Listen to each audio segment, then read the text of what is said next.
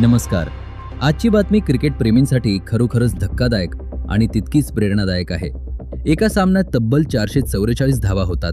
2 फलंदाज अप्रतिम खेळ करतात आणि तरीही प्लेयर ऑफ द मॅच मिळतो एका गोलंदाजाला. होय, IPL 2026 मधील मुंबई इंडियन्स विरुद्ध कोलकाता नाईट रायडर्स या सामन्यात नेमकं हेच घडलं. आणि हा निर्णय का झाला हे समजलं की तुम्हालाही जाणवेल की क्रिकेट हा फक्त धावांचा खेळ नाही. IPL 2026 मधील हा दुसरा सामना होता आणि दोन्ही संघांचा हंगामातील पहिलाच सामना होता. कोलकाता नाईट रायडर्सने नाणेफेक जिंकून आधी फलंदाजी करण्याचा निर्णय घेतला. पुढे जाण्याआधी एक विनंती करेन, तुम्हाला आमचे व्हिडिओ आवडत असतील पण अजून तुम्ही चॅनलला सबस्क्राईब केला नसेल तर चॅनलला लगेच सबस्क्राईब करून घ्या. सुरुवातीलाच अजिंक्य रहाणे आणि फिन ॲलन यांनी आक्रमक खेळ सुरू केला.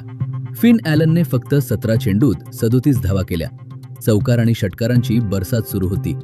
5 ओव्हरनंतर कोलकाताचा स्कोअर होता 68 धावा आणि एकही विकेट गेलेली नव्हती. त्या क्षणी मुंबई इंडियन्सवर दबाव स्पष्ट दिसत होता. जसप्रीत बुमराह आणि ट्रेंट बोल्ट यांसारख्या प्रमुख गोलंदाजांनाही विकेट मिळत नव्हती. याच वेळी कर्णधार हार्दिक पांड्याने महत्त्वाचा निर्णय घेतला. 6व्या ओव्हरचा चेंडू त्याने शार्दुल ठाकूरच्या हाती दिला. परिस्थिती पाहता हा निर्णय धाडसी होता.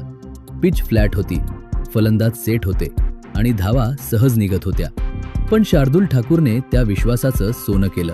दुसऱ्या चेंडूवर त्याने फिन ॲलनला बाद केलं. हा विकेट निर्णायक ठरला. त्यानंतर त्याने कॅमेरॉन ग्रीनला बाद केलं आणि पुढे कर्णधार अजिंक्य रहाणेला देखील बाद केलं. रहाणे त्यावेळी 40 चेंडूत 67 धावा करून डाव सावरत होता. त्याचं विकेट गेल्यावर कोलकाताचा डाव मंदावला. शार्दुल ठाकूरचे अंतिम आकडे होते 4 ओव्हरमध्ये 39 धावा आणि 3 विकेट. त्याने कोलकाताच्या टॉप ऑर्डरमधील सर्वात महत्त्वाचे 3 फलंदाज बाद केले.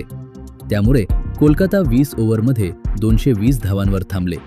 परिस्थिती पाहता हा स्कोअर 240च्या पुढे जाऊ शकला असता, पण शार्दुलच्या गोलंदाजीने तो रोखला गेला. आता मुंबई इंडियन्ससमोर लक्ष होतं 221 धावा. वानखेडेवर धावा होतात हे खरं आहे, पण 221चा पाठलाग करणं सोपं नसतं. मात्र रोहित शर्मा आणि रायन रिकेल्टन यांनी सुरुवातीपासूनच आक्रमक भूमिका घेतली. रोहित शर्माने 38 चेंडूत 78 धावा केल्या. त्याने 6 चौकार आणि 6 षटकार मारले.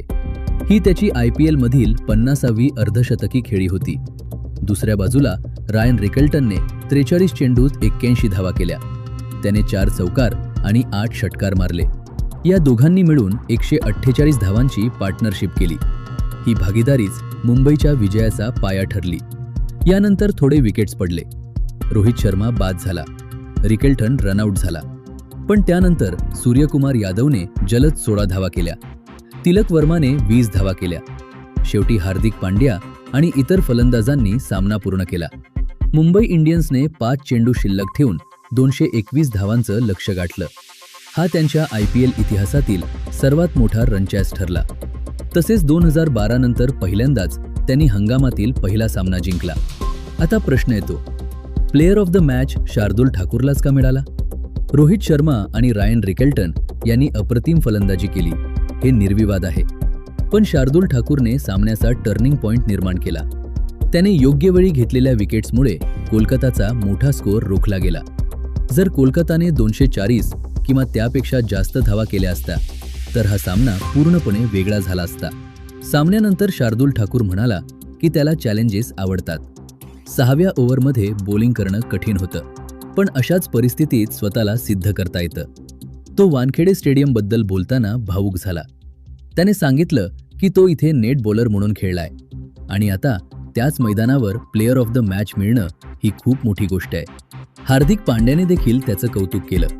त्याने स्पष्ट सांगितलं की शार्दुल हा स्मार्ट बॉलर आहे आणि तो योग्य वेळी खेळ बदलतो. शार्दुल ठाकूरचा प्रवासही महत्त्वाचा आहे. मुंबई इंडियन्स